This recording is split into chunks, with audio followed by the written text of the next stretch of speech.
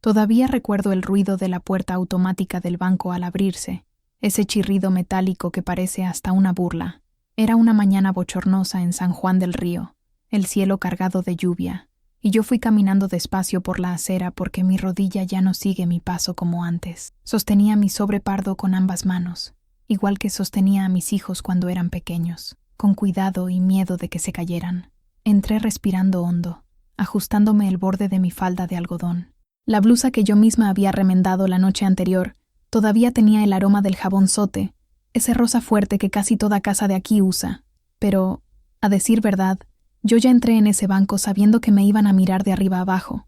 En un pueblo del interior de México, la ropa sencilla se convierte casi en un juicio silencioso.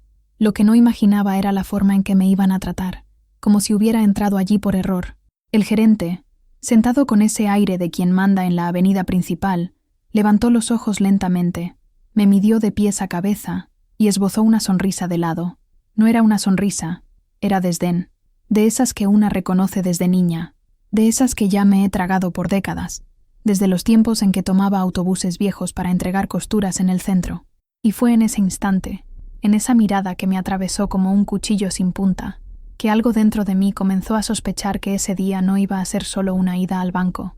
Iba a ser el comienzo de un ajuste de cuentas, uno que la vida entera me debía, pero me quedé callada, por ahora, porque, cuando una vive 73 años tragando humillación, aprende a elegir el momento exacto de dar la primera puntada en la costura del cambio. El aire acondicionado del banco era un enemigo frío y silencioso, un contraste flagrante con el calor que me subía por el cuello, manchando mi piel arrugada con un rubor de humillación. El gerente, un hombre de unos 30 y tantos años con un traje gris que parecía demasiado caro para su poca edad, sonreía, pero no era una sonrisa de bienvenida. Era una sonrisa de quien se divierte con un chiste que solo él entiende, una sonrisa que me medía, me pesaba y me descartaba en segundos. «Señora», dijo él, con la voz untada de una falsa paciencia, inclinándose sobre su escritorio de madera oscura y lustrosa. «Como ya le expliqué, los productos de inversión de alto rendimiento tienen un cierto perfil de riesgo. No son para cualquiera. Quizás una cuenta de ahorros simple, para guardar el dinerito de su pensión, sea más adecuada». Dijo dinerito, con un diminutivo que sonó como una bofetada. Su mirada recorrió mi ropa, la falda de algodón descolorida que yo misma cosí hace unos 10 años, la blusa blanca con un pequeño remiendo casi invisible cerca del cuello, y mis sandalias de cuero, gastadas y cómodas, las mismas que uso para ir al mercado de San Juan del Río. Él no vio a una clienta, vio a una viejita pobre, una campesina perdida en la ciudad, quizás una molestia que debía despachar rápidamente para poder volver a atender a los clientes de verdad. La chica en la caja de al lado, una joven con ojos asustados, fingía organizar papeles, pero yo sabía que estaba escuchando. Una pareja en la fila de espera cuchicheaba detrás de la mano, y yo podía sentir sus miradas en mi espalda, quemando como el sol de mediodía en Querétaro. Sentí el peso de 73 años de vida, de todas las veces que me dijeron que bajara la cabeza, que aceptara mi lugar, que no soñara demasiado alto. La vergüenza era una ola que amenazaba con ahogarme. Pero entonces, por debajo de la vergüenza, otra cosa comenzó a bullir, una brasa antigua, que pensé que se había apagado hacía mucho tiempo. Era rabia, una rabia fría, clara y afilada como la aguja de mi vieja máquina de coser. Respiré hondo, sintiendo el aire helado del banco llenar mis pulmones. Miré mis manos, apoyadas en mi regazo, manos de trabajadora, con los nudillos engrosados y las uñas cortas, manos que criaron a 3 hijos, que cosieron miles de prendas de ropa, que sembraron maíz y cosecharon frijoles, manos que juntaron, peso a peso, el fruto de toda una vida de sacrificios. Y fue con la fuerza de esas manos que levanté la barbilla. Mis ojos, que él probablemente juzgó como nublados por la edad, se encontraron con los suyos, firmes y directos. Su sonrisa vaciló por una fracción de segundo. Volvamos a ese banco. Respiré hondo una vez más, y mi voz, generalmente suave y baja, salió con una firmeza que me sorprendió hasta a mí misma. «Joven», comencé, y la palabra sonó cortante en el silencio del lugar. «Creo que usted no me ha entendido. No vine aquí para guardar el dinerito de mi pensión».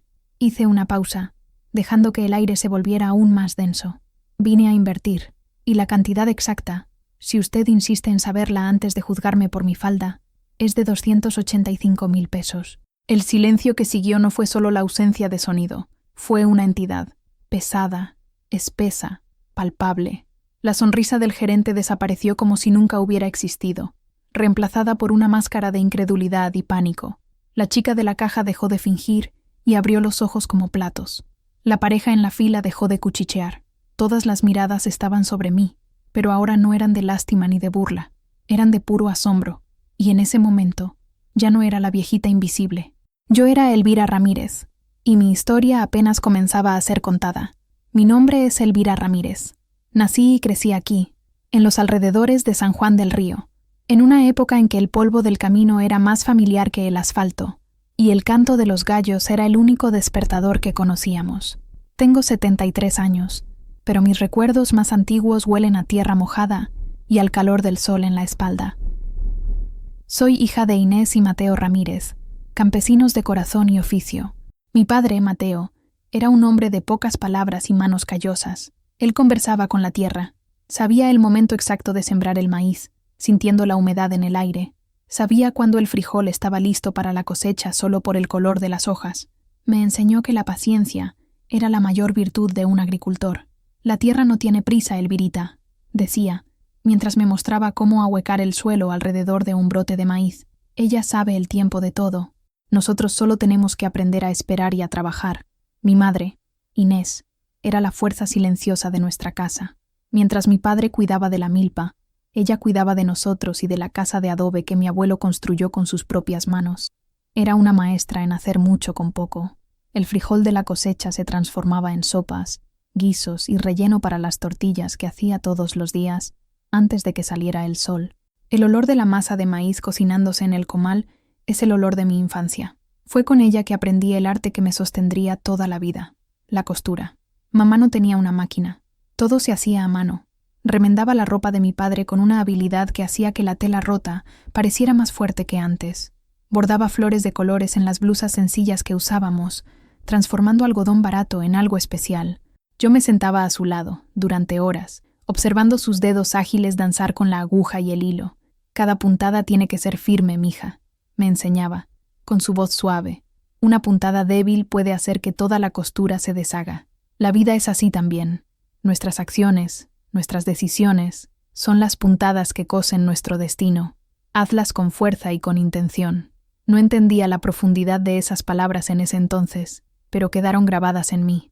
Comencé con pequeños retazos, cosiendo ropita para mis muñecas de hojas de maíz. Luego, aprendí a hacer dobladillos, a pegar botones. A los 15 años, ya podía coser una falda entera, desde el corte de la tela hasta la última puntada de la cintura. La vida era sencilla y dura.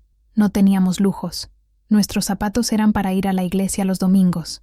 En el día a día, andábamos descalzos, sintiendo el calor y la aspereza de la tierra bajo los pies. Pero no recuerdo haber sentido que me faltara nada. Había comida en la mesa, un techo sobre nuestras cabezas, y el amor de mis padres, un amor que no se manifestaba en abrazos o palabras dulces, sino en el plato de comida caliente al final del día, y en la ropa limpia y remendada en el tendedero. Aprendí de ellos el valor del trabajo silencioso y persistente. Aprendí que la dignidad no está en la riqueza que se exhibe, sino en la honestidad del sudor y en la fuerza para enfrentar cada nuevo día, por más difícil que fuera. Esas fueron las raíces que me anclaron en la tierra seca de Querétaro, las mismas raíces que me dieron la fuerza para no ser derribada por el viento frío y arrogante de ese banco. Tantos años después, a los 17 años, mi corazón aprendió una nueva melodía, o al menos, eso pensé. Su nombre era Alejandro. Era de la ciudad, hijo de un comerciante, y apareció en nuestra aldea para la fiesta del santo patrón. Tenía una sonrisa fácil, el pelo oscuro peinado hacia atrás con brillantina y zapatos que hacían ruido en el suelo de piedra de la plaza. Para una chica como yo, que solo conocía el polvo y el silencio del campo, parecía un príncipe de un cuento de hadas.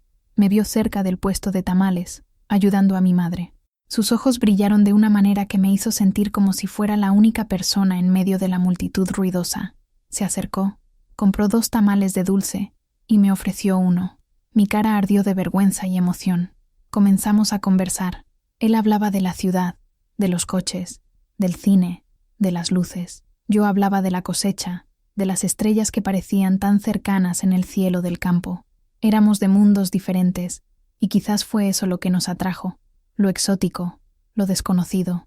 A mis padres no les gustó. Mi padre, en su sabiduría silenciosa, veía algo en Alejandro que yo, cegada por la pasión de la juventud, no podía ver. «Tiene las manos demasiado suaves, Elvirita», dijo una noche, después de que Alejandro me dejara en casa. «Los hombres de manos suaves no saben construir nada duradero». Pero no escuché. El amor, o lo que yo pensaba que era amor, era una canción fuerte que ahogaba todos los consejos. Alejandro me prometió el mundo. Una vida en la ciudad, una casa con agua corriente, vestidos bonitos que no tendría que coser. Decía que mi habilidad con la aguja era un don, pero que merecía descansar, ser cuidada. Nos casamos un año después. Fue una ceremonia sencilla en la pequeña iglesia de nuestra aldea. Llevé un vestido que cosí durante meses, en secreto, a la luz de las velas. Cada puntada era una promesa, un sueño de felicidad. Me mudé con él a San Juan del Río, a una pequeña casa alquilada en la parte trasera de la tienda de su padre. Al principio, todo parecía un sueño. La ciudad era ruidosa y llena de vida. Me maravillaba con los escaparates, con el movimiento de la gente. Pero pronto la novedad se desgastó y la realidad comenzó a asomarse, como una tela que revela su trama frágil después de la primera lavada. Alejandro no era un príncipe.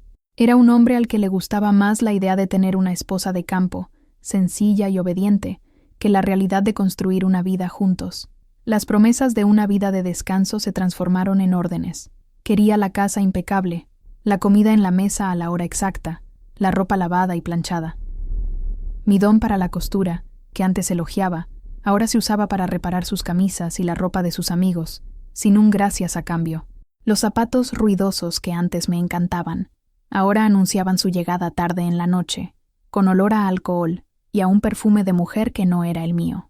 Las conversaciones fueron menguando, reemplazadas por monólogos suyos sobre sus negocios, sus frustraciones, y por un silencio pesado cuando yo intentaba hablar de mis sentimientos. Ese amor, que pensé que era una tela fuerte y vibrante, resultó ser frágil, mal acabado, y yo estaba atrapada en él. La primera puntada de esa costura había sido un error, y yo sabía, en el fondo de mi corazón, que un día toda ella se desharía. La soledad dentro de un matrimonio es un tipo especial de silencio. Es un vacío que resuena en los espacios entre las palabras no dichas, en las miradas que se desvían, en el lado frío de la cama. Yo vivía en ese silencio, incluso cuando la casa comenzó a llenarse con el sonido de nuevas vidas. Mi primera hija, Sofía, nació 2 años después de la boda. Llegó como una bocanada de aire fresco en ese ambiente estancado. Era una bebé seria, que raramente lloraba, pero observaba todo con sus grandes ojos oscuros, tan parecidos a los de mi padre. Sostenerla en mis brazos por primera vez fue como encontrar un propósito, un ancla en medio de mi deriva emocional. Alejandro se puso feliz, a su manera. Exhibió a la hija ante sus amigos, orgulloso de su paternidad. Pero la alegría duró poco. Las noches en vela, los pañales que cambiar, el llanto que interrumpía su sueño, todo eso era cosa de mujeres. Se alejó aún más, usando el trabajo como excusa para llegar cada vez más tarde.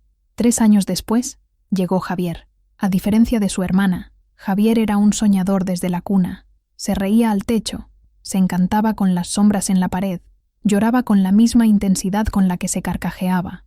Tenía el alma de un artista, una sensibilidad que me preocupaba, pues sabía que el mundo, y especialmente su padre, no era amable con los hombres sensibles. Con 2 hijos, mi vida se convirtió en una rutina incesante de cuidar, limpiar, cocinar y coser. Había comprado una máquina de coser de segunda mano, una Singer negra y dorada, pesada como una roca. Se convirtió en mi confidente. El zumbido rítmico de la máquina era la banda sonora de mis noches, después de que los niños se durmieran. Empecé a aceptar pequeños encargos de las vecinas, un dobladillo aquí, un ajuste allá. Cada peso que ganaba era guardado con un cuidado casi sagrado, en una pequeña lata de galletas escondida en el fondo del armario. No era por un objetivo específico, era por un instinto de supervivencia. Finalmente, nació Carlos, el más joven. Era una mezcla de los 2 hermanos. Tenía la determinación de Sofía y una inquietud que recordaba a Javier, pero había algo más en él, una necesidad de demostrar su valía que se manifestó desde temprano. Era el que más se parecía a Alejandro, no en la apariencia, sino en el carácter. Alejandro veía a los hijos como extensiones de sí mismo, no como individuos. Quería que Sofía se casara bien, que Javier se hiciera cargo de los negocios de la familia y que Carlos se convirtiera en un hombre de respeto. No veía la quietud inteligente de Sofía, el talento de Javier para el dibujo o la ambición compleja de Carlos. Y yo era la administradora invisible de ese hogar, la que garantizaba que la ropa estuviera limpia, que las tareas escolares se hicieran, que las fiebres se cuidaran. Era una presencia constante, pero silenciosa. Mi opinión rara vez era solicitada. Mis necesidades siempre estaban al final de la fila. La casa estaba llena de voces, risas y llantos infantiles, pero la soledad de a dos, entre Alejandro y yo, solo se profundizaba. Éramos dos extraños compartiendo un techo, unidos solo por los hijos y la costumbre. Y en esa soledad, la pequeña lata de galletas en el armario se convirtió en más que solo dinero. Era un secreto. Era la prueba de que existía una parte de mí que era solo mía, que él no controlaba. Una pequeña semilla de independencia que yo regaba, en silencio, esperando el día en que pudiera brotar. Hubo un día específico, en que el hilo que mantenía la frágil costura de mi matrimonio finalmente se rompió. No fue con un grito, una pelea o un plato roto. Fue con la quietud de una puerta cerrándose. Javier, mi hijo del medio, tenía unos 8 años. Era un niño callado, que pasaba horas en su rincón dibujando en trozos de papel que yo le guardaba. Sus dibujos eran su mundo. Pájaros con colores que no existían, casas que flotaban, personas con expresiones que contaban historias enteras. Ese día había dibujado un retrato de su padre. No era un retrato perfecto, claro, pero había capturado algo en los ojos de Alejandro, una tristeza que quizás solo un niño podía ver. Le mostró el dibujo a su padre, con el pecho henchido de orgullo. «Mira, papá, somos tú y yo». Alejandro tomó el papel, lo miró por un segundo y se rió. Una risa corta y seca, desprovista de cualquier calidez. «¿Qué tontería es esta, niño? Un hombre de verdad no pierde el tiempo con lápices de colores. Ve a jugar a la pelota afuera, a hacer algo de provecho». Arrugó el dibujo y lo tiró a la basura, sin siquiera mirar el rostro de su hijo. Vi el brillo en los ojos de Javier apagarse. Vi sus pequeños hombros encorvarse, como si el peso de esas palabras lo hubiera aplastado. No lloró, simplemente se dio la vuelta y se fue en silencio a su habitación. En ese momento, algo dentro de mí se quebró. Ya no se trataba de mí, de mi soledad o mis esperanzas frustradas. Se trataba de mis hijos. Se trataba del veneno de la indiferencia de Alejandro, que estaba empezando a contaminar sus almas. Esa noche, cuando los niños ya dormían, lo confronté. No con rabia, sino con una calma que lo asustó. ¿No podías haber mirado su dibujo? ¿No podías haberle dicho una palabra amable? Le pregunté, mientras él leía el periódico en la sala. Bajó el periódico, irritado. Por Dios, Elvira, era solo un dibujo. Estoy tratando de criar a un hombre, no a un artista. Tú y tu manía de mimar a los niños. No se trata de mimar, Alejandro. Se trata de ver. No lo ves a él. No ves a ninguno de ellos. Y no me ves a mí. Se levantó, con el rostro enrojecido. Yo veo que trabajo todo el día para mantener esta casa, para que ustedes tengan qué comer y dónde vivir. ¿No es suficiente para ti? No, respondí, y la palabra salió firme. No lo es. Una casa no es un hogar sin respeto, sin amor. Se quedó en silencio, sorprendido por mi audacia, y entonces dijo las palabras que sellaron nuestro destino. Pues si no estás satisfecha, la puerta está abierta. Pero los niños se quedan. Son míos. Era una amenaza, y él lo sabía. Sabía que nunca dejaría a mis hijos. Pensó que había ganado. Volvió a sentarse con su periódico, como si el asunto estuviera zanjado. Pero para mí, no lo estaba. En ese instante, entendí que ya no podía esperar que él cambiara. Entendí que necesitaba construir mi propia fortaleza, ladrillo a ladrillo, puntada a puntada, para protegerme a mí y a mis hijos. El hilo se había roto, y no intentaría remendarlo más. A partir de ese momento, comenzaría a tejer una nueva tela, una que fuera lo suficientemente fuerte para sostenernos, aunque tuviera que hacerlo sola, en la oscuridad. La decisión de Alejandro de dejarnos no fue súbita, fue un proceso lento, como una tela que se deshace hilo a hilo. Empezó a pasar noches fuera, luego fines de semana. Las excusas de viajes de negocios se hicieron más frecuentes. El dinero para la casa comenzó a faltar, hasta que un día simplemente no volvió. Se llevó su ropa, algunos objetos de valor, y dejó atrás 15 años de matrimonio y 3 hijos, con una nota en la mesa de la cocina que solo decía: «Yo me las arreglo solo, haz lo mismo». El primer sentimiento fue el pánico, un miedo helado que paralizó mis miembros y nubló mi mente. ¿Cómo iba a mantener a 3 niños yo sola? La casa era alquilada, las cuentas se acumulaban, el mundo parecía un abismo frente a mí. Pero entonces, cuando el pánico cedió, algo más fuerte emergió, la resiliencia que heredé de mi madre, la paciencia que aprendí de mi padre. Miré los rostros de mis hijos, Sofía, con sus ojos serios y ya tan maduros para sus 12 años, Javier asustado y confundido, y el pequeño Carlos, que aún no entendía la dimensión de lo que había sucedido, y supe que no tenía derecho a derrumbarme. Mi máquina de coser, mi vieja y fiel Singer, fue mi salvación. Lo que antes era un complemento de ingresos, se convirtió en nuestra única fuente de sustento. Puse un pequeño letrero en la ventana: Elvira costurera, arreglos y confecciones. Al principio, los trabajos eran pequeños: dobladillos de pantalones, cambio de cremalleras, ajustes en vestidos. Pero yo hacía cada trabajo con un esmero impecable. Cada puntada era firme, cada costura era recta. Mi madre me enseñó que el trabajo bien hecho es la mejor publicidad, y tenía razón. Las vecinas comenzaron a correr la voz: «Llévaselo a Elvira, tiene manos de hada». Elvira salvó mi vestido de fiesta, quedó mejor que el original. Pronto, no solo estaba arreglando, estaba creando vestidos para bautizos, para primeras comuniones, para las fiestas de 15 años de las chicas del barrio. Mi casa se transformó en mi taller. La sala era mi espacio de trabajo, con rollos de tela apilados en las esquinas, carretes de hilo de todos los colores organizados en cajas, y el sonido constante de mi máquina, que a menudo solo se detenía tarde en la noche. Los niños ayudaban como podían. Sofía, siempre práctica, organizaba mis botones e hilos por color y tamaño. Javier, con su mirada artística, a veces me daba sugerencias sobre combinaciones de colores o la caída de una tela. Carlos, el más joven, era el responsable de barrer los retazos al final del día. No fue fácil. Hubo días en que el dinero apenas alcanzaba para la comida. Hubo noches en que cosía con los ojos ardiendo de sueño, movida por café y preocupación. La gente en la calle cuchicheaba cuando yo pasaba. «La abandonada», decían. Ser una madre soltera en esa época, en esa ciudad, era cargar con un estigma. Pero dentro de las paredes de mi casa, éramos una unidad, éramos un equipo.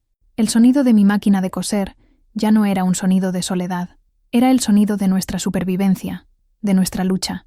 Me convertí en la costurera de San Juan, y ese título, que para algunos podría parecer humilde, para mí era una corona. La conquisté con aguja, hilo y una determinación que no sabía que poseía. Estaba cosiendo no solo telas, sino el futuro de mis hijos, puntada a puntada, con la fuerza que solo una madre que se niega a ser vencida puede tener. Todo secreto necesita un lugar seguro. El mío era una lata de duraznos en almíbar, de esas grandes, con una etiqueta colorida de una muchacha sonriendo. Después de que comimos los duraznos, lavé y sequé la lata con cuidado. Se convirtió en mi caja fuerte, mi primer banco. Cada trabajo que terminaba, después de pagar el alquiler, la comida y el material escolar de los niños, si sobraba cualquier cosa, a veces eran solo unas pocas monedas, otras veces un billete arrugado, lo guardaba en la lata. El sonido de la moneda cayendo en el fondo metálico era una pequeña música de esperanza. La lata estaba escondida en el lugar más improbable, en el fondo de mi armario de ropa, detrás de una pila de viejas mantas de lana que rara vez usaba. Era un escondite simple, pero eficaz. Nadie tocaba esas mantas pesadas y con olor a naftalina. Ese ritual de guardar dinero se convirtió en una disciplina sagrada. Era un acto de rebeldía silenciosa contra la incertidumbre del futuro. Cuando un cliente pagaba un poco más, satisfecho con mi trabajo, ese extra iba directo a la lata.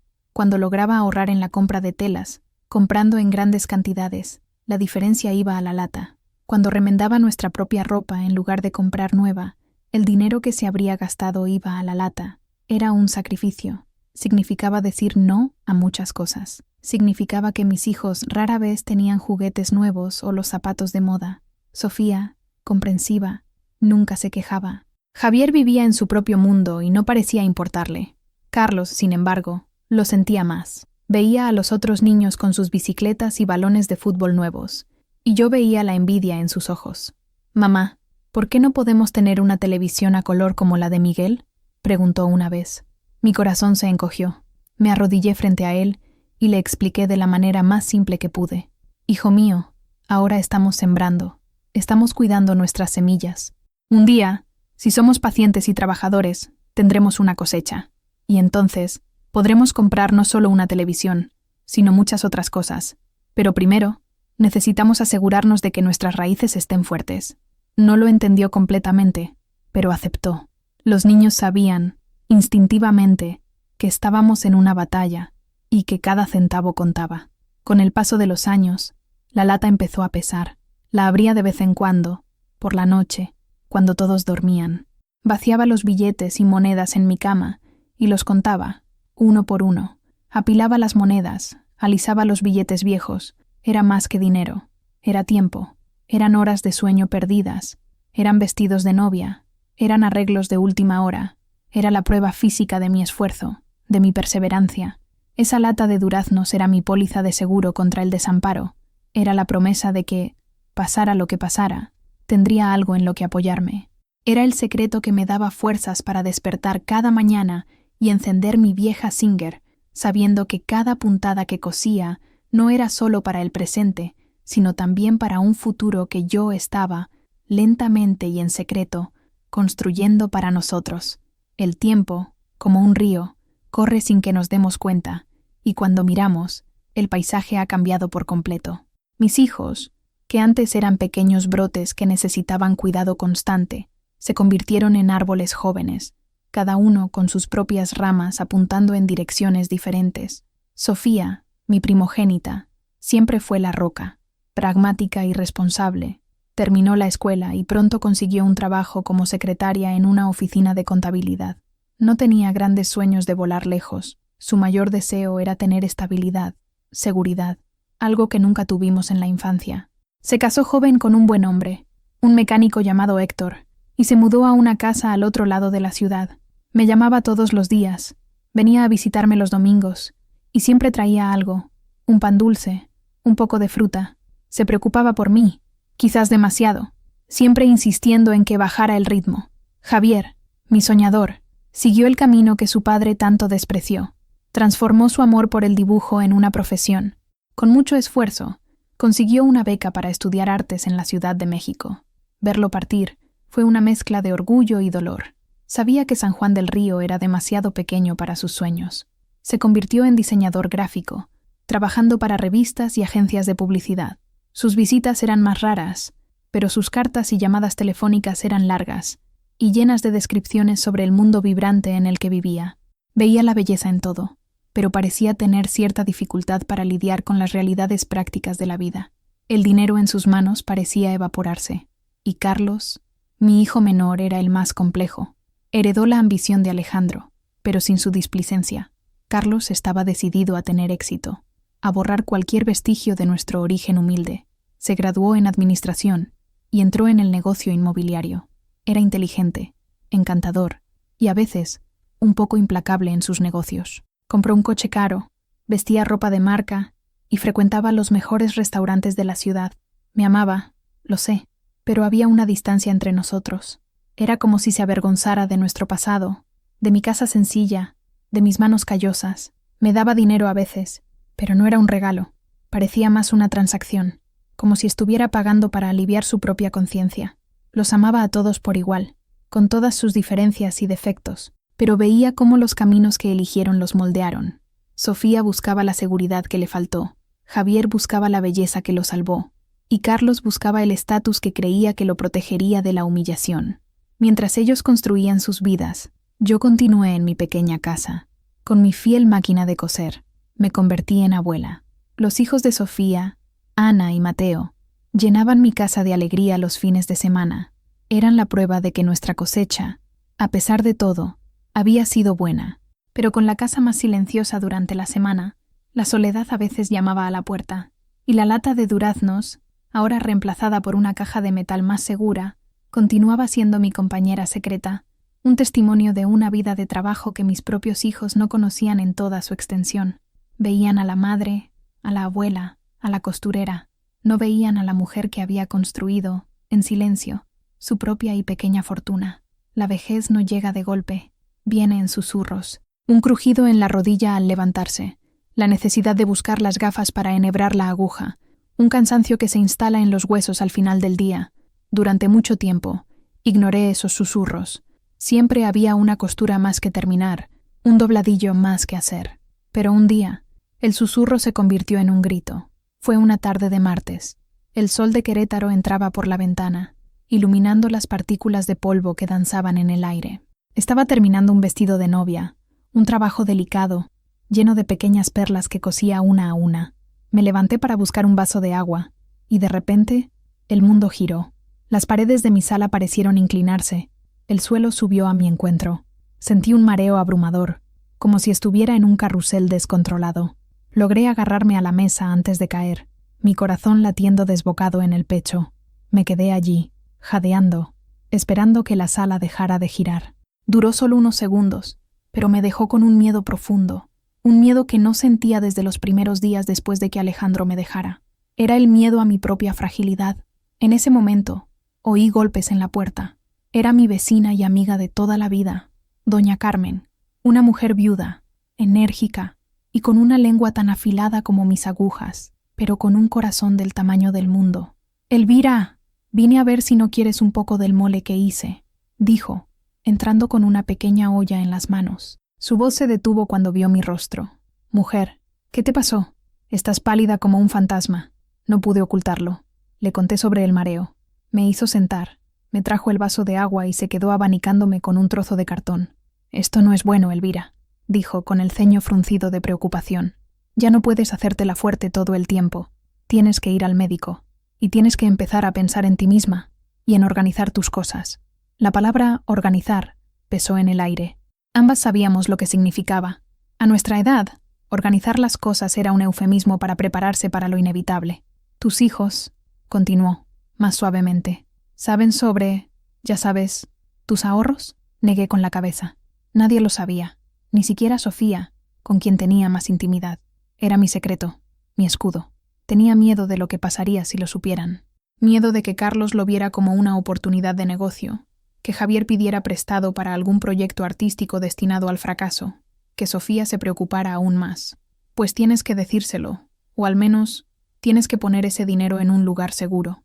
Un banco, Elvira. Dejar todo guardado en casa es un peligro. Y si algo te pasa, ¿cómo se van a enterar? El dinero se pierde, o peor, alguien lo descubre y te roba. Las palabras de Carmen eran duras, pero ciertas. Eran como unas tijeras cortando la tela de mi negación. Pasé toda la vida cuidando de los demás, construyendo un nido de seguridad para mis hijos, pero nunca me detuve a pensar en cómo proteger esa seguridad después de que yo ya no estuviera aquí para vigilarla. El mareo pasó, pero el miedo se quedó. El miedo de que todo mi sacrificio, toda una vida de trabajo silencioso, pudiera perderse por un descuido, por un accidente, por mi propia terquedad. Esa noche, por primera vez en muchos años, no pude coser. Me quedé sentada en silencio, en mi sala llena de telas y recuerdos, y supe que doña Carmen tenía razón. Era hora de enfrentar el mundo más allá de mi puerta. Era hora de ir al banco. La decisión de ir al banco fue como cortar el primer trozo de una tela cara y delicada. Una vez hecho, no hay vuelta atrás. Pasé varios días pensando en ello, la conversación con doña Carmen resonando en mi cabeza. La idea de tomar el trabajo de toda una vida y entregárselo a extraños, a una institución fría e impersonal, me aterrorizaba. Mi caja de metal, escondida debajo de la cama, parecía más segura. Podía verla, tocarla. El dinero allí tenía olor, tenía historia. En el banco, serían solo números en una pantalla, pero la imagen de mi rostro pálido en el espejo después del mareo era más aterradora. La imagen de mis hijos perdidos, sin saber de la existencia de ese patrimonio, era insoportable. No trabajé tanto para que todo se convirtiera en polvo. Una mañana de jueves, tomé mi decisión. Me levanté antes del sol, como siempre, preparé mi café y me senté en la mesa de la cocina. Tomé papel y pluma y comencé a hacer las cuentas. Abrí la caja y con manos temblorosas lo conté todo de nuevo. Ya sabía la cantidad de memoria, pero necesitaba estar segura. 285,000 pesos. No era una fortuna para los ricos de la ciudad, pero para mí era el océano. Mirar esa suma, toda reunida, me hizo viajar en el tiempo. Veía allí el vestido de novia de la hija del panadero, que me dio un buen dinero, pero me costó 2 semanas de trabajo casi sin dormir. Veía los uniformes escolares que hice para una docena de niños del barrio, un trabajo repetitivo, pero constante. Veía los innumerables arreglos, cada uno contribuyendo con sus pocas monedas. Cada billete tenía la marca de mi sudor, de mi dedicación. ¿Cómo llevaría eso al banco? La simple idea de caminar por la calle con tanto dinero me daba escalofríos. Pensé en llamar a Sofía, para que me acompañara, pero desistí. Necesitaba hacer esto sola. Era mi dinero, mi historia. Contarle antes de tener todo resuelto solo la dejaría ansiosa y llena de preguntas que aún no estaba lista para responder. Decidí que iría al día siguiente, viernes, un día de movimiento, donde pasaría desapercibida. Resolví llevar el dinero en mi bolsa del mercado, una bolsa grande y resistente, de lona, donde normalmente llevaba verduras y frutas. Parecía el disfraz perfecto. ¿Quién sospecharía de una viejita con una bolsa de la compra? Esa noche apenas pude dormir. La caja de metal, que antes era una fuente de seguridad, ahora parecía una carga peligrosa. Daba vueltas en la cama, imaginando los peores escenarios: ser asaltada en el camino, el gerente del banco riéndose de mí, los papeles siendo demasiado complicados para que yo los entendiera. El peso de ese dinero era más que financiero, era el peso de décadas de silencio, de sacrificio, de una vida vivida en las sombras. Llevar ese secreto a la luz del día era como exponerme de una forma que nunca antes había hecho. No iba solo a depositar una cantidad, iba a validar toda mi vida de trabajo.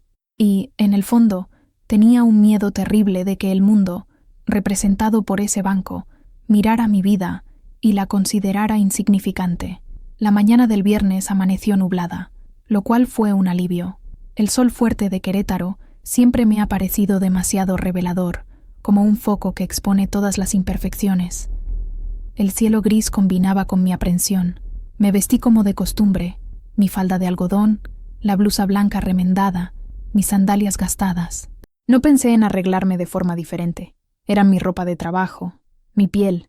Cambiar sería como usar un disfraz, y no quería sentirme una impostora en mi propia historia. Con cuidado, transferí los fajos de billetes de la caja de metal a bolsas de tela, que yo misma cosí, y los puse en el fondo de mi bolsa del mercado. Cubrí todo con un suéter viejo, para disimular el volumen. La bolsa se volvió pesada, un peso físico que correspondía al peso en mi corazón. Salí de casa, cerré la puerta con doble llave, y comencé la caminata hacia el centro de la ciudad. Eran unos 20 minutos a pie. Podría haber tomado un autobús, pero la idea de estar en un lugar lleno de gente con esa bolsa me puso nerviosa. Preferí caminar, sentir el suelo bajo mis pies, mezclarme con el flujo de la mañana. Las calles de San Juan del Río ya estaban despertando. El olor a pan fresco venía de la panadería de la esquina. Los niños con sus uniformes coloridos corrían hacia la escuela. Saludé con la cabeza a algunos rostros conocidos. El señor Rodríguez, que vendía periódicos en el kiosco. La señora Flores, barriendo la acera frente a su floristería. Para todos ellos, yo era solo Elvira, la costurera, yendo a hacer sus compras de la mañana. Nadie podría imaginar el tesoro que llevaba. Cada paso era una batalla contra mi ansiedad. Sostenía el asa de la bolsa con tanta fuerza que mis nudillos se pusieron blancos. Cualquier persona que me miraba por un segundo de más me parecía sospechosa. Un joven que pasó corriendo, un coche que disminuyó la velocidad a mi lado. Mi corazón se aceleraba. Mientras caminaba, los recuerdos venían en oleadas. Pasé frente al pequeño parque donde llevaba a mis hijos a jugar. Recordé empujar a Sofía en el columpio, enseñar a Javier a andar en bicicleta, comprar algodón de azúcar para Carlos. Pasé por la iglesia donde me casé con Alejandro, un lugar que evitaba, pero que hoy parecía solo un edificio antiguo, desprovisto de la carga emocional que antes llevaba. La ciudad había cambiado a lo largo de los años. Había tiendas nuevas, edificios más altos, pero la esencia aún estaba allí, en las fachadas coloniales, en las calles de adoquines, en el sonido de las campanas de la iglesia. Yo formaba parte de esa ciudad, al igual que las piedras del suelo y los árboles de la plaza, y sin embargo, era invisible para ella. Una figura anónima, una viejita en su camino matutino. Finalmente, divisé el banco, un edificio moderno, de vidrio y concreto, que destacaba entre las construcciones más antiguas. Parecía un portal a otro mundo, un mundo de negocios, de números, de un lenguaje que yo no hablaba. Me detuve al otro lado de la calle, observando a la gente entrar y salir. Hombres de traje, mujeres con bolsos de diseñador. Todos parecían pertenecer a ese lugar. Respiré hondo. Abracé mi bolsa del mercado contra el pecho. Era la hora. Había cosido toda mi vida con puntadas firmes. No podía flaquear ahora. Crucé la calle, subí los escalones de mármol y empujé la pesada puerta de vidrio. El aire frío del interior me golpeó, y con él, el comienzo de todo.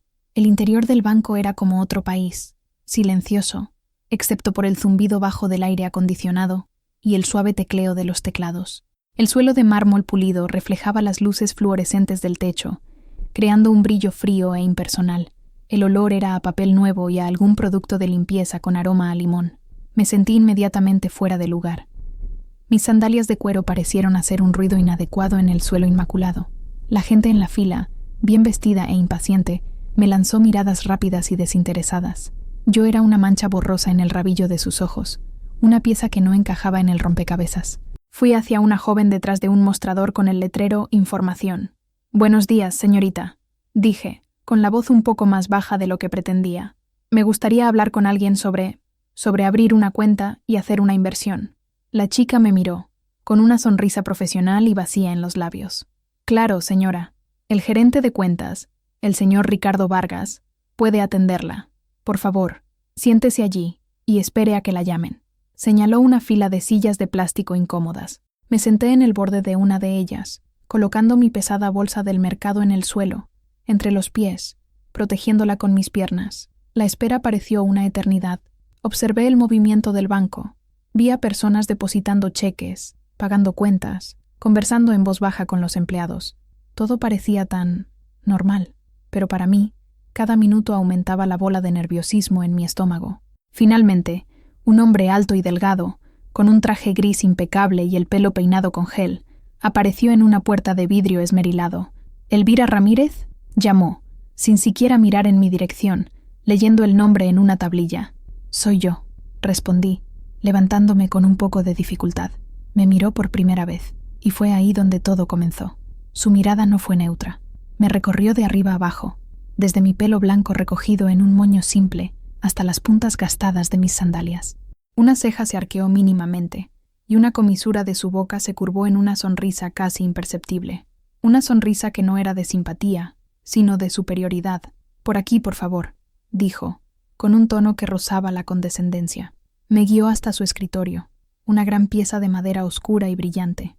No había nada personal en él, solo una computadora, un teléfono y un tarjetero. Me senté en la silla frente a él, una silla de cuero que era demasiado profunda y hacía que mis pies apenas tocaran el suelo. Me sentí como una niña en la oficina del director.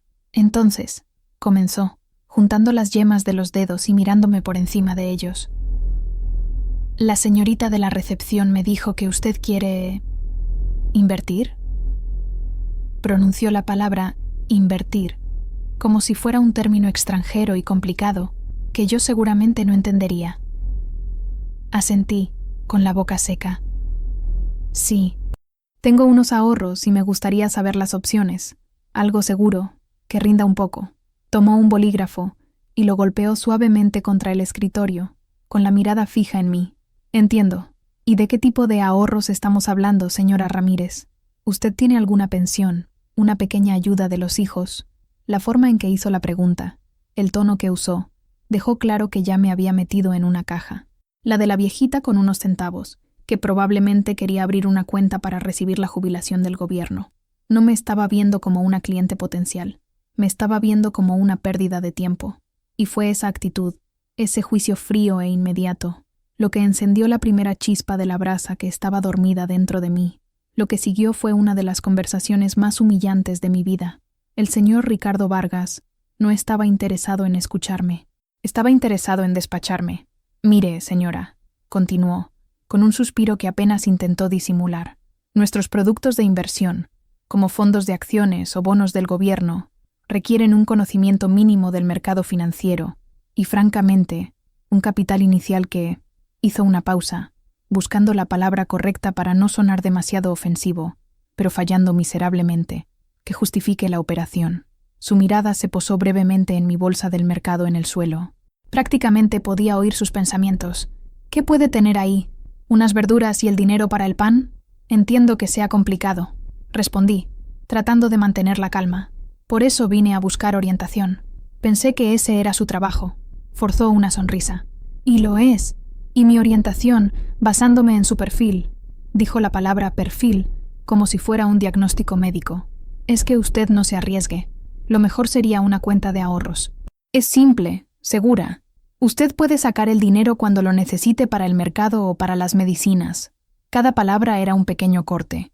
Mercado, medicinas, dinerito, pensión. Estaba pintando un retrato de mí basado puramente en mi apariencia. Un retrato de una anciana frágil, ignorante y pobre, que necesitaba ser tutelada. La humillación era una sensación física. Sentí que mi cara se calentaba, mis manos sudaban. Quería encogerme en la silla, desaparecer, tomar mi bolsa y salir corriendo de ese lugar frío, volver a la seguridad de mi casa, al sonido familiar de mi máquina de coser. Pero la voz de mi madre resonó en mi mente. Cada puntada tiene que ser firme, mija. Una puntada débil puede hacer que toda la costura se deshaga. No podía dejar que ese hombre, con su traje caro y su alma barata, deshiciera la costura de mi dignidad. Señor Vargas, dije, con la voz un poco temblorosa, no le pedí su opinión sobre mi perfil. Le pedí información sobre los productos de inversión que ofrece el banco. Todos ellos. Me gustaría ver las tasas, los rendimientos, los plazos. Pareció sorprendido por mi insistencia. La irritación comenzó a traslucir bajo su máscara de falsa cortesía. Señora, con todo respeto, creo que estamos perdiendo el tiempo. Esos productos no son adecuados para usted. Y entonces cometió el error final. Elevó la voz, lo suficiente para que la chica de la caja y la gente en la fila pudieran oír. Quizás debería volver en otro momento, tal vez con uno de sus hijos, para que puedan ayudarla a entender mejor. Eso fue la gota que colmó el vaso. No solo me juzgó incapaz, sino que también me infantilizó, sugiriendo que necesitaba un adulto que me supervisara. La vergüenza que sentía se transformó en una furia helada, la misma furia que sentí cuando Alejandro arrugó el dibujo de Javier. La furia de ver a alguien a quien amo, y en ese momento amaba mi propia dignidad ganada con tanto esfuerzo, ser irrespetado y menospreciado. El zumbido del aire acondicionado pareció detenerse. El mundo se concentró en ese escritorio de madera oscura. Lo miré, ya no con la vacilación de una viejita asustada, sino con la fuerza de 73 años de batallas ganadas en silencio. Había llegado la hora de hacer ruido. Me incliné un poco hacia adelante en la silla, lo que hizo que mis pies finalmente tocaran el suelo con firmeza. Ese simple contacto con el suelo me dio una sensación de anclaje, de poder. Respiré hondo.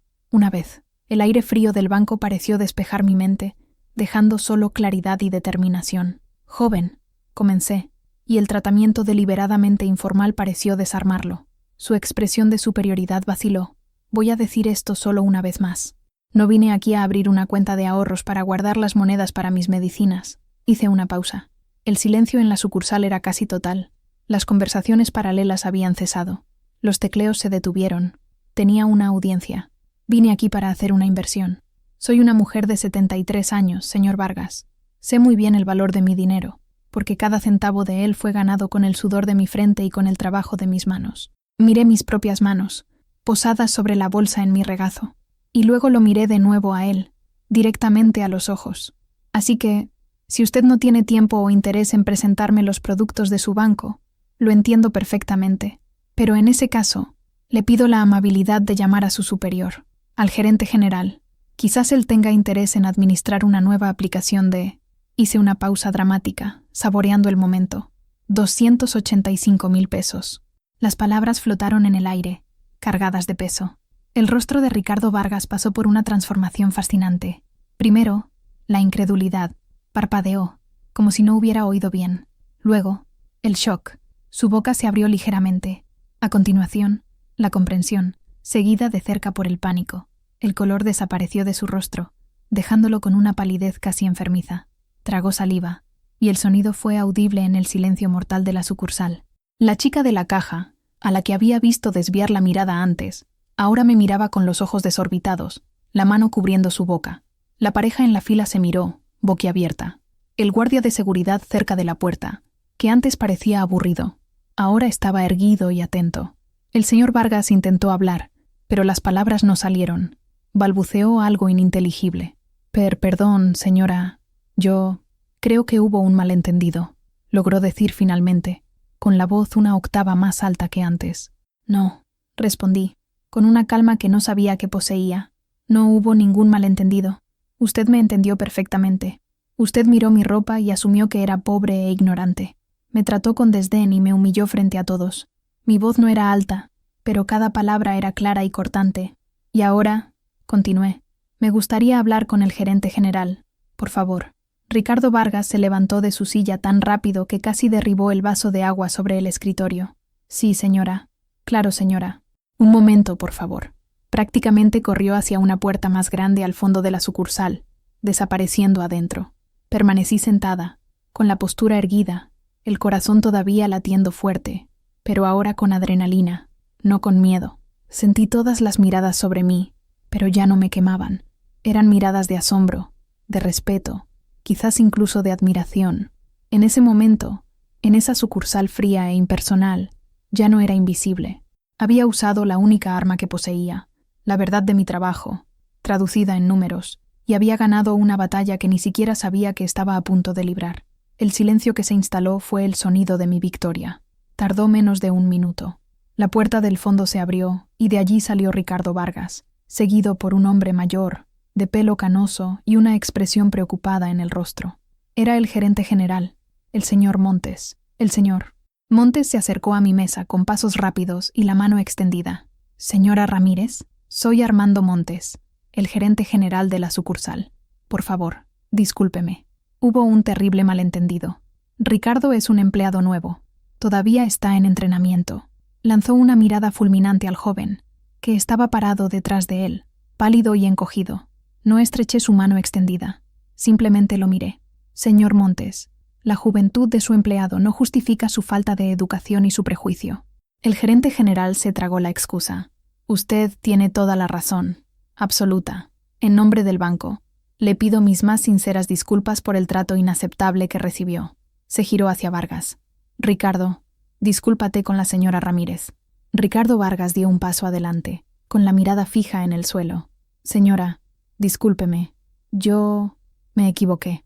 La disculpa sonó vacía, forzada, pero asentí brevemente, no por él, sino para cerrar ese capítulo. Por favor, señora Ramírez, acompáñeme a mi oficina, dijo el señor Montes, con un tono solícito que rozaba la desesperación. Le ofreceremos un café, un agua, lo que usted desee, y yo personalmente me encargaré de su inversión. Me condujo a su oficina, un despacho más grande y cómodo. Pidió a una empleada que me trajera un té de manzanilla. Ricardo Vargas se quedó afuera, como un niño castigado. Sentada en la cómoda silla frente al señor Montes, finalmente me permití relajarme un poco. Puse mi bolsa del mercado a mi lado. Él la miró, pero esta vez, con un respeto casi temeroso. Señora Ramírez, no tengo palabras para expresar cuánto lamento lo ocurrido. Esto va en contra de todos nuestros principios de atención al cliente. Mientras hablaba, yo tomaba mi té. El sabor era un poco amargo, pero el calor en mi mano era reconfortante. Lo dejé hablar, exponer sus disculpas, asegurar que se tomarían medidas. Cuando terminó, puse la taza en el platillo y lo miré a los ojos. Señor Montes, soy costurera. Trabajo con telas e hilos desde hace casi 60 años. Aprendí que una tela, por muy sencilla que sea, puede ser fuerte y valiosa. Y una tela cara, si está mal cortada o mal cosida, no vale nada. Las personas son como las telas. El valor no está en la apariencia, sino en la calidad, en el carácter. Él escuchaba con atención, asintiendo con la cabeza. Su empleado miró mi tela y la juzgó barata. No se tomó la molestia de verificar la trama, la fuerza, la historia detrás de ella, y con eso, no solo me ofendió a mí, ofendió el trabajo de toda una vida. El silencio en la sala era pesado. El señor Montes parecía genuinamente avergonzado. Usted tiene toda la razón, repitió, y le aseguro que esta lección no será olvidada en esta sucursal. Pasamos la siguiente hora discutiendo las opciones de inversión. Me explicó todo con una paciencia y claridad admirables, respondiendo a todas mis preguntas sin ninguna señal de condescendencia. Me trató como la cliente más importante que tenía. Cuando todo estuvo firmado y resuelto, me acompañó personalmente hasta la puerta de la sucursal. Al pasar por el escritorio de Ricardo Vargas, vi que tenía la cabeza gacha, llenando papeles. No se atrevió a mirarme. Al salir a la luz del día, el cielo todavía estaba nublado, pero para mí El sol parecía haber roto las nubes. Mi bolsa del mercado estaba ligera, casi vacía, pero yo me sentía más pesada, más sólida, más presente en el mundo que nunca. No era el dinero en el banco lo que me daba esa sensación, era el respeto que había exigido y conquistado. Salí de ese banco no solo con un comprobante de inversión, sino con mi dignidad intacta y reluciente. Ese domingo, como de costumbre, mis hijos y nietos vinieron a almorzar a mi casa. El olor a chile y maíz flotaba en el aire. Sofía y su esposo, Héctor, llegaron primero, con los niños, Ana y Mateo, que corrieron a abrazarme. Poco después, llegaron Javier y Carlos. La casa, generalmente silenciosa, se llenó de risas, conversaciones y el ruido de los nietos jugando en el patio. Durante el almuerzo, observé a mis hijos. Sofía, siempre atenta, preguntando si me estaba alimentando bien. Javier, contando animadamente sobre un nuevo proyecto de diseño, con los ojos brillantes de pasión. Carlos, hablando sobre un gran negocio inmobiliario que estaba a punto de cerrar, con el móvil siempre al lado del plato. 3 mundos diferentes, unidos en mi mesa. Después del postre, mientras tomábamos café en la sala, supe que era el momento. «Hijos», comencé, y mi voz sonó más seria de lo normal, haciendo que todos se callaran y me miraran. «Necesito contarles algo». Sofía frunció el ceño, preocupada. «¿Pasó algo, mamá? ¿Estás bien?» «Estoy estupenda», aseguré, con una pequeña sonrisa. «Mejor que nunca, de hecho. Es sobre dinero».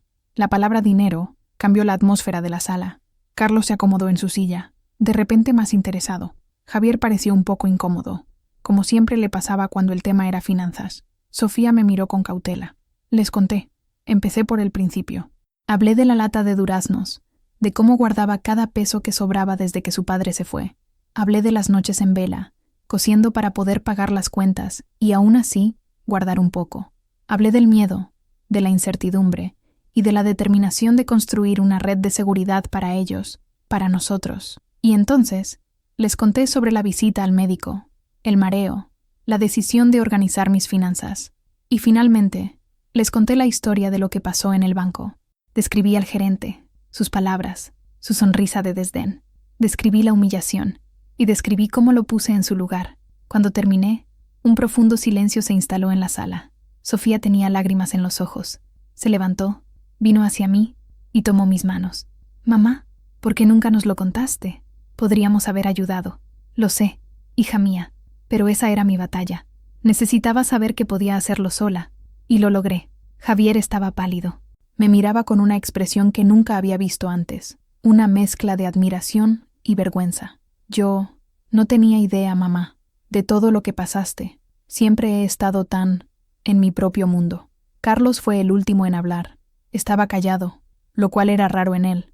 Su arrogancia habitual había desaparecido, reemplazada por algo que parecía respeto. 285,000 pesos, susurró, como si estuviera haciendo las cuentas en su cabeza. Y entonces me miró. «Usted construyó todo eso con una máquina de coser y se enfrentó a ese hombre sola». Sacudió la cabeza incrédulo. «Eso es impresionante». En ese momento, sentí que algo había cambiado entre nosotros. Por primera vez, no me veían solo como su madre, la mujer que cocinaba y cuidaba de ellos. Me veían como Elvira, una mujer con su propia historia, su propia fuerza, sus propios secretos. La revelación del dinero era importante, pero lo que realmente importó fue la revelación de mi viaje. No era la viejita frágil a la que ellos, en su amorosa preocupación, a veces intentaban proteger.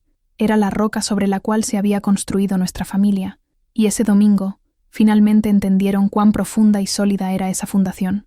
Las semanas que siguieron a mi visita al banco fueron tranquilas en la superficie, pero por debajo, las ondas de ese día continuaron expandiéndose. La dinámica con mis hijos había cambiado sutilmente. Había un nuevo tipo de respeto en sus miradas. Sofía dejó de tratarme como a una viejita frágil.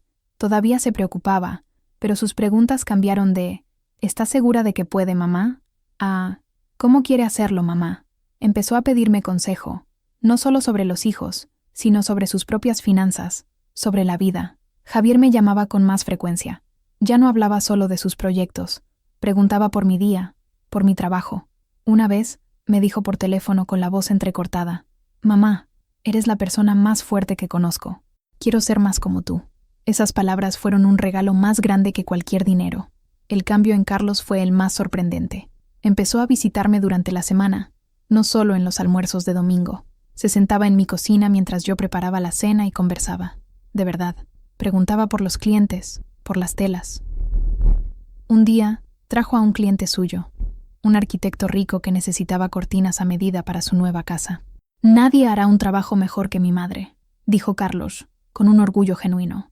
«Fue el trabajo más grande y complejo que he aceptado, y Carlos me ayudó con las medidas y los contratos. Estábamos trabajando juntos. La noticia de lo que pasó en el banco, de alguna manera, también se extendió por el barrio. Doña Carmen, mi fiel amiga, contó la historia con un placer indisimulable a quien quisiera escuchar en la panadería, en el mercado. La gente me miraba de forma diferente en la calle.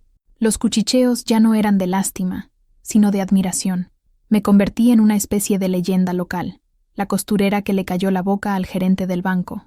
Un día, estaba en el mercado comprando tomates cuando vi al señor Montes, el gerente general. Estaba con su esposa, en ropa casual. Me vio, dudó un momento y luego vino hacia mí. «Señora Ramírez, buenos días», dijo, con una sonrisa respetuosa. Se giró hacia su esposa. «Querida, esta es la señora Elvira Ramírez, una de nuestras clientes más valiosas». Su esposa me sonrió, y sentí que él estaba siendo sincero. Conversamos por unos minutos sobre banalidades. Cuando se alejaron, tuve una extraña sensación de satisfacción. ¿Y Ricardo Vargas, el joven gerente? No lo vi por un tiempo. Un día, tuve que ir al banco para resolver un pequeño asunto, y no lo vi en su escritorio. Le pregunté discretamente a la chica de la caja, la misma que fue testigo de todo, ¿dónde estaba? Se inclinó sobre el mostrador y susurró: «Lo transfirieron, señora Ramírez, a una sucursal muy pequeña en el interior. Digamos que el señor Montes quiso asegurarse de que tuviera mucho tiempo para reflexionar sobre la importancia de no juzgar un libro por su portada». No sentí alegría por su desgracia, solo una sensación de que el universo, a veces, tiene su propia manera de equilibrar las cuentas. El eco de mis acciones no fue un sonido de venganza, sino de justicia. Y esa justicia silenciosa era más dulce que cualquier victoria ruidosa. Una de las primeras cosas que hice después de organizar mis finanzas fue algo que deseaba desde hacía años, pero que siempre posponía, considerándolo un lujo innecesario. Compré una nueva máquina de coser. Mi vieja Singer negra y dorada era mi compañera de batalla. Nunca me falló, pero sus mecanismos ya estaban gastados, el pedal estaba pesado, y no tenía muchas de las características modernas que facilitarían mi trabajo, especialmente ahora que mis ojos y mis manos ya no eran tan jóvenes. Carlos me llevó a una tienda especializada en la ciudad vecina de Querétaro. Era un lugar grande e iluminado, con filas y más filas de máquinas de coser, de todas las formas y tamaños. Máquinas que bordaban solas, que cortaban el hilo con solo tocar un botón, que tenían cientos de puntadas diferentes. Parecía un paraíso. Me sentí un poco intimidada al principio, pero Carlos, con una paciencia que rara vez veía en él, me ayudó a hablar con el vendedor. Le expliqué el tipo de trabajo que hacía, las telas que usaba. El vendedor me mostró un modelo electrónico, de una marca japonesa. Era blanca, elegante y llena de botones, y una pequeña pantalla digital. Me senté a probarla. El pedal era ligero, casi no hacía ruido. El motor era suave y potente. La luz LED sobre la aguja iluminaba la tela perfectamente. Con un simple toque, podía cambiar el tipo de puntada, la longitud, la anchura. Era como pasar de una carreta a un coche moderno. «Cuesta caro, mamá», dijo Carlos mirando la etiqueta del precio. «Pero si usted la quiere, yo puedo...» «No», lo interrumpí con una sonrisa. «Yo puedo pagarla. Este es un regalo de mí para mí misma». Pagar por esa máquina con mi propio dinero, el dinero que había ganado e invertido, fue una sensación indescriptible de independencia y realización. Cuando llegamos a casa y la instalamos en mi sala de trabajo, sentí una punzada de nostalgia al mirar mi vieja Singer. La limpié, la cubrí con un paño y la puse en un rincón. No sería descartada. Era parte de mi historia, un monumento a mi pasado. La nueva máquina, sin embargo, era un símbolo de mi presente y de mi futuro. Con ella, mi trabajo se volvió más rápido y menos agotador. Podía aceptar encargos más complejos, trabajar con telas más delicadas. El placer de coser, que a veces era eclipsado por el cansancio, volvió con toda su fuerza. Mis vecinas y clientas quedaron maravilladas con la calidad aún mejor de mis costuras. Doña Carmen vino a inspeccionar la nueva adquisición. «Ah, Elvira, qué moderna te has vuelto. Una máquina del futuro», bromeó. Pero para mí no se trataba de ser moderna. Se trataba de respetar mi propio oficio. Se trataba de darme las herramientas que merecía, después de toda una vida trabajando con lo básico. Se trataba de invertir en mí misma, en mi pasión, en mi propósito. La nueva máquina no cambió quién era yo. Seguía siendo Elvira, la costurera, pero me permitió seguir siendo quien soy con más alegría, con más comodidad y con la certeza de que, incluso a los 73 años, todavía había nuevas puntadas que aprender, nuevas telas que explorar y muchas historias que coser. La vida parecía haber encontrado un nuevo y cómodo ritmo. Mis días estaban llenos del suave zumbido de mi nueva máquina, las visitas de mis hijos y nietos, y las conversaciones en la puerta con doña Carmen. Me sentía en paz, segura, quizás demasiado segura. Una noche de miércoles, Carlos apareció en mi casa sin avisar. No era día de visita, y tenía una expresión en el rostro que conocía bien, la misma que tenía cuando era niño, y quería mucho un juguete caro, una mezcla de ansiedad y determinación. Se sentó a la mesa de la cocina, rechazó el café que le ofrecí, y fue directo al grano. «Madre, necesito tu ayuda. Es una oportunidad de negocio única, la más grande de mi vida». Empezó a hablar con la rapidez y el entusiasmo de un vendedor. Se trataba de un terreno, en una zona de la ciudad que estaba empezando a valorizarse. Un constructor quería comprarlo, pero tenía dificultades de financiamiento. Carlos vio una oportunidad. Él podía comprar el terreno a un precio bajo y revendérselo al constructor en 6 meses, con una ganancia enorme. «Es un negocio garantizado, mamá.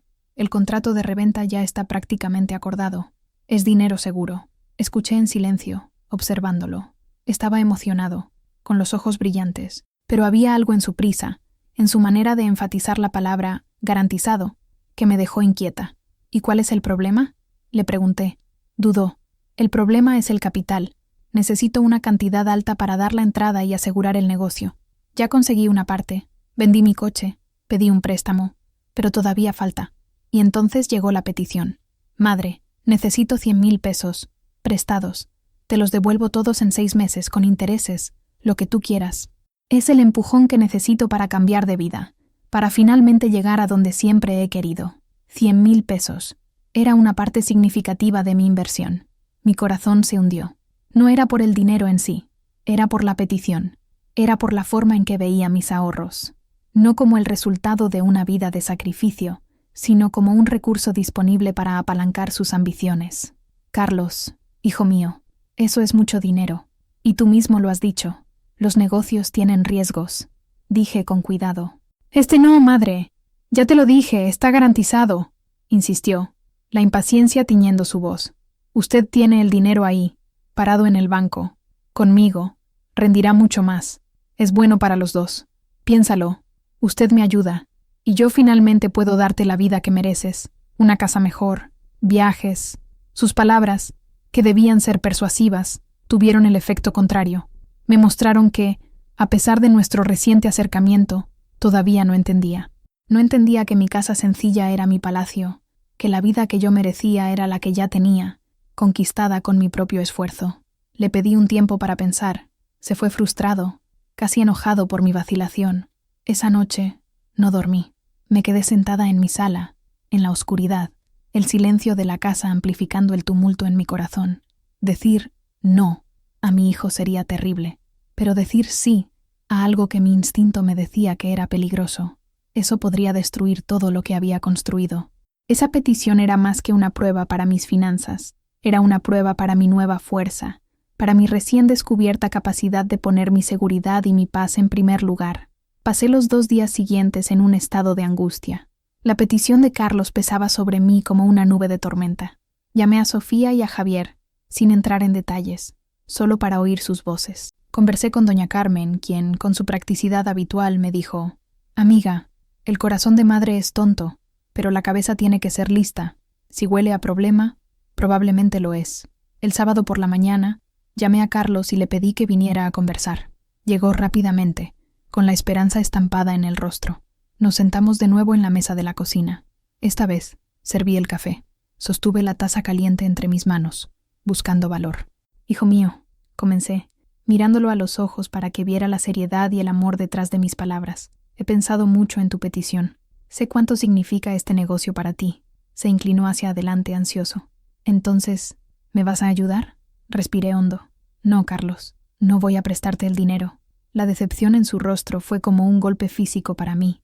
Se reclinó en la silla. Su rostro se cerró en una máscara de rabia y resentimiento. No lo puedo creer, dijo, con la voz baja y amarga. No lo puedo creer.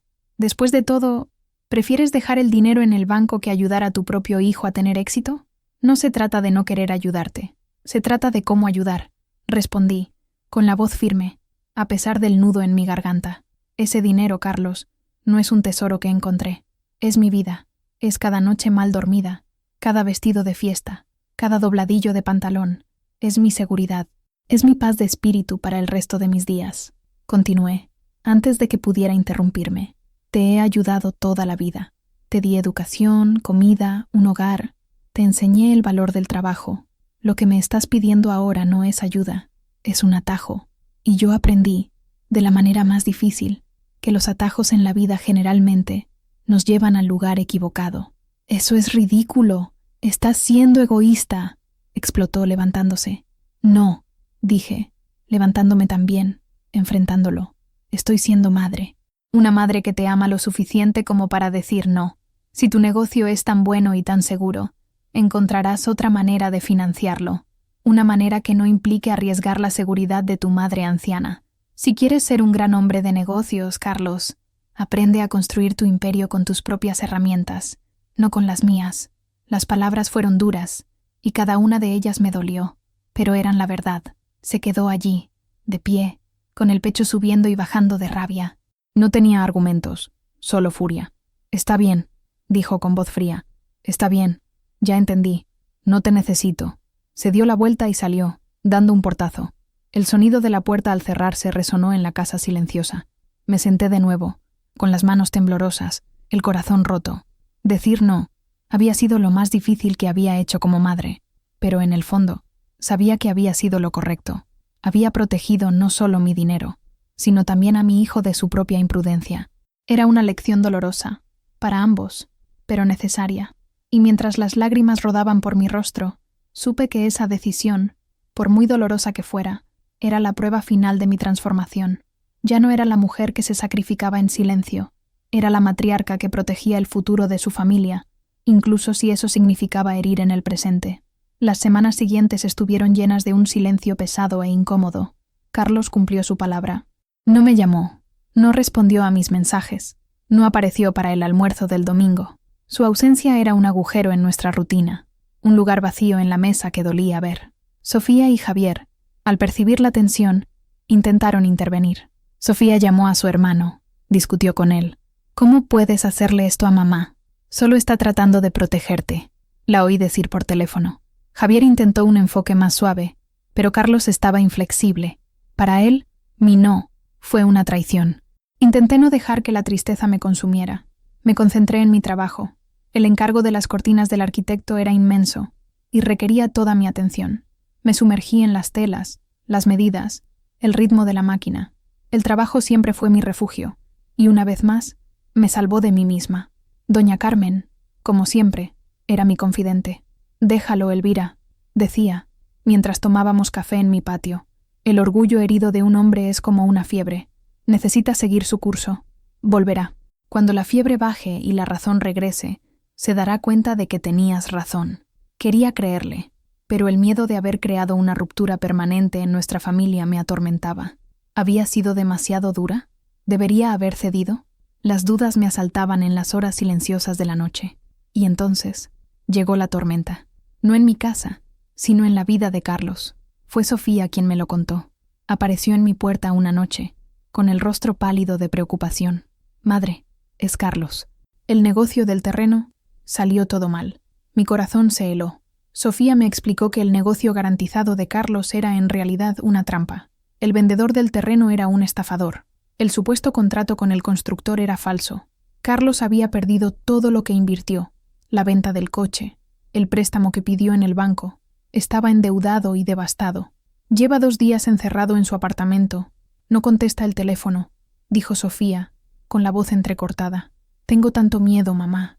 En ese momento, todo mi dolor y resentimiento desaparecieron, reemplazados por un instinto primordial y abrumador, el amor de una madre por su hijo en sufrimiento. Toma tu bolso. Vamos para allá ahora mismo, dije, sin dudar un segundo. No importaba que estuviera enojado conmigo. No importaba que me hubiera dicho palabras duras. Era mi hijo, y me necesitaba.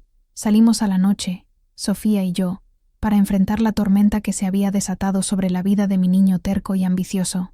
El apartamento de Carlos estaba en un edificio moderno, en el centro de la ciudad. Era el tipo de lugar que él creía que definía el éxito. Cuando llegamos, la puerta estaba cerrada y él no respondía. Sofía, que tenía una llave de repuesto, abrió la puerta con manos temblorosas. El lugar estaba en penumbra, las cortinas cerradas. Había cajas de pizza vacías en la mesa de centro y un olor a aire viciado. Y allí estaba él, sentado en el sofá, en pijama, con la barba sin hacer, mirando la pantalla negra de la televisión. Parecía una sombra del hombre confiado y arrogante que había dado un portazo en mi casa semanas antes. Cuando nos vio, no hubo rabia en sus ojos, solo un vacío profundo, un agotamiento que parecía ir más allá del cuerpo y alcanzar el alma. No dije, te lo advertí, no dije nada.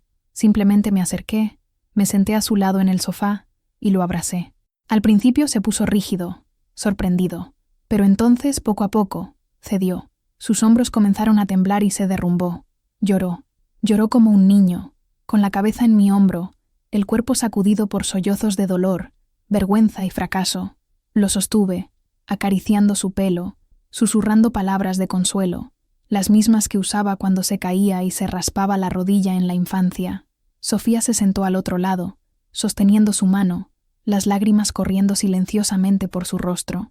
Nos quedamos así por un largo tiempo, los tres, juntos en el sofá oscuro, remendando la tela rota de nuestra familia, no con palabras, sino con la presencia, con el tacto, con el perdón silencioso que solo el amor incondicional puede ofrecer. Cuando finalmente se calmó, sus ojos estaban rojos e hinchados. Me miró, con la vergüenza evidente en su rostro. Madre, perdóname, susurró. Tenías razón. En todo. Fui un tonto, arrogante y ciego. Shh, dije, secando sus lágrimas con el pulgar. No eres un tonto. Eres mi hijo. Cometiste un error. Todos los cometemos. Lo importante no es cómo caemos, sino cómo nos levantamos. Esa noche, Sofía y yo no lo dejamos solo. Abrimos las ventanas para dejar entrar el aire fresco. Limpiamos el desorden. Preparé una sopa sencilla en su cocina moderna y lo hice comer. Conversamos. Nos lo contó todo. La estafa, las deudas, el sentimiento de humillación total. Lo perdí todo, dijo, mirando sus manos. No, respondí con firmeza.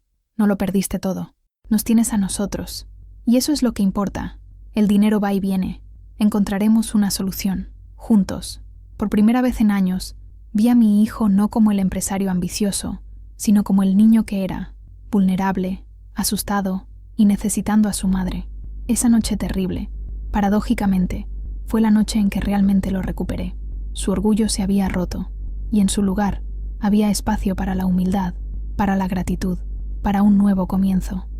En los meses que siguieron, nuestra familia se unió de una forma que no veía desde hacía años.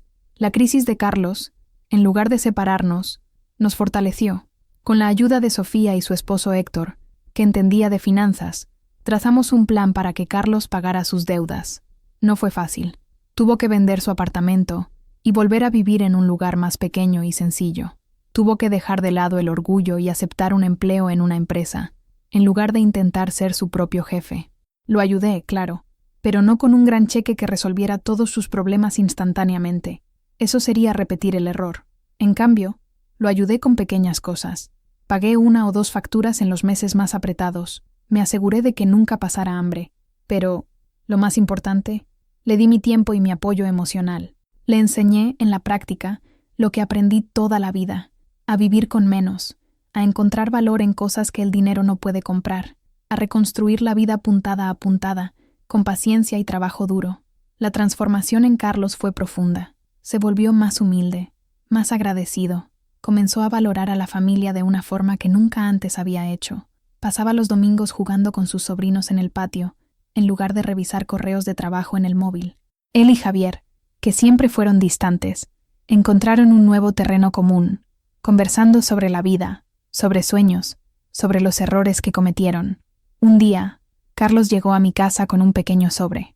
«Es el primer pago, mamá», dijo entregándomelo, «del dinero con el que me ayudaste con las cuentas. Sé que dijiste que no era necesario, pero insisto, te voy a devolver cada centavo». Tomé el sobre, con los ojos llorosos. No era por el dinero, era por el gesto. Era la prueba de que había aprendido la lección. «Estoy orgullosa de ti, hijo mío», dije, y lo estaba, más orgullosa que si hubiera cerrado ese negocio millonario.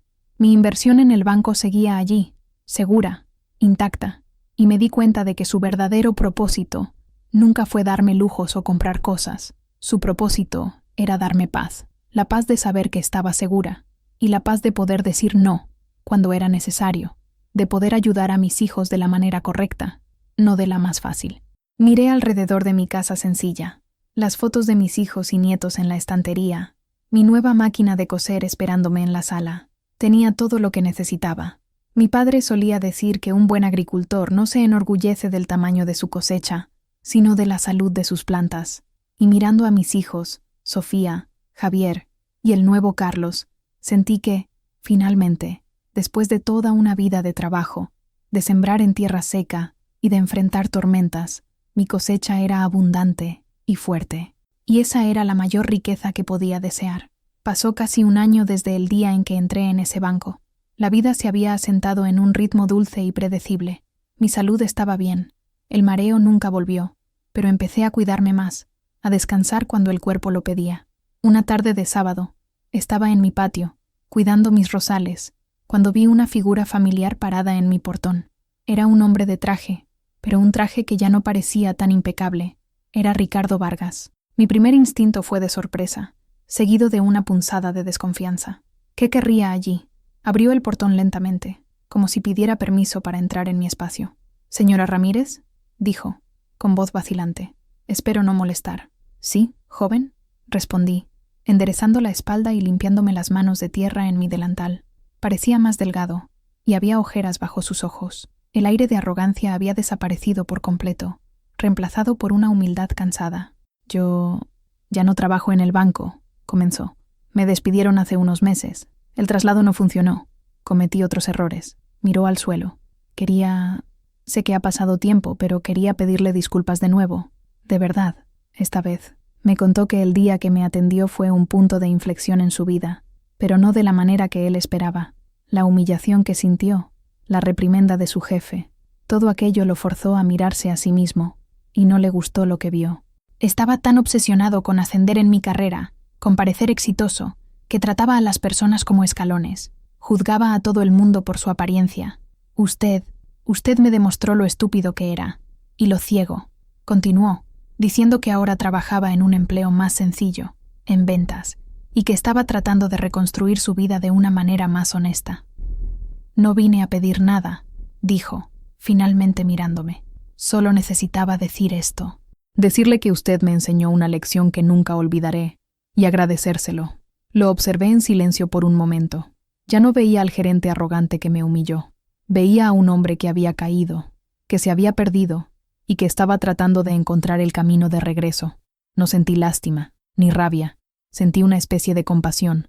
«La vida nos enseña lecciones duras, joven», dije, suavemente. «Lo importante es aprenderlas. Acepto sus disculpas». Le ofrecí un vaso de agua, que aceptó con gratitud.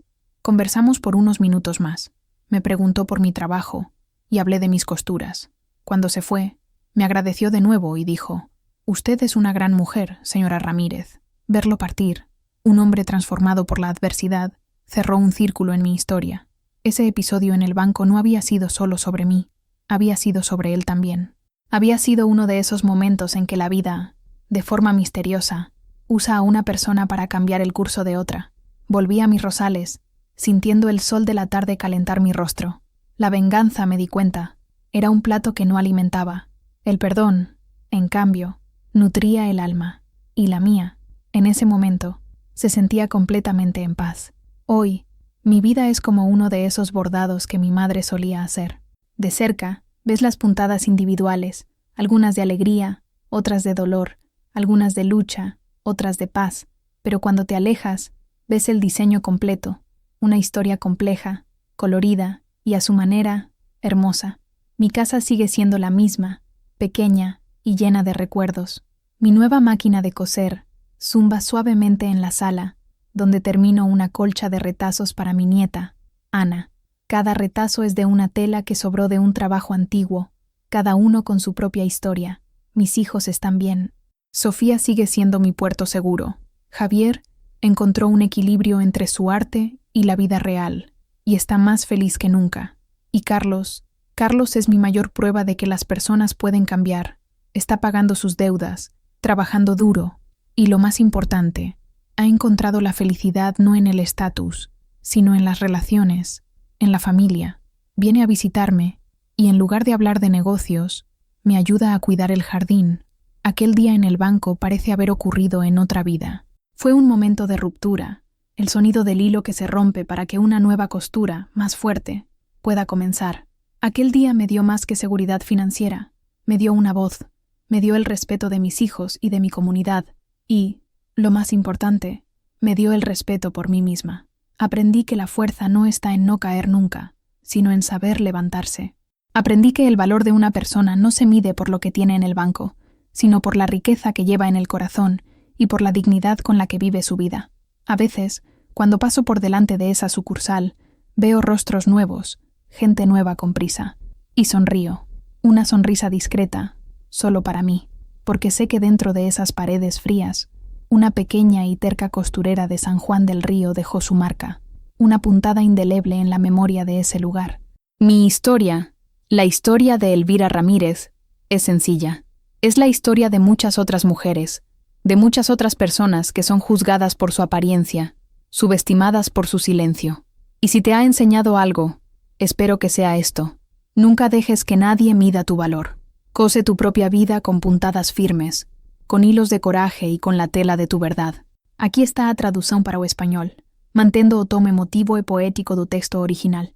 Y ahora que hemos llegado al punto final de este tejido de palabras, me gustaría pedirte una última cosa. Mi historia encontró una voz aquel día en el banco, y hoy ha encontrado oídos en ti, y me encantaría saber un poco sobre la tuya. Deja un comentario abajo contándome qué parte de este viaje te conmovió más, o tal vez compartiendo un momento en el que tú también tuviste que encontrar tu propia fuerza. Tu interacción es lo que da vida a esta comunidad.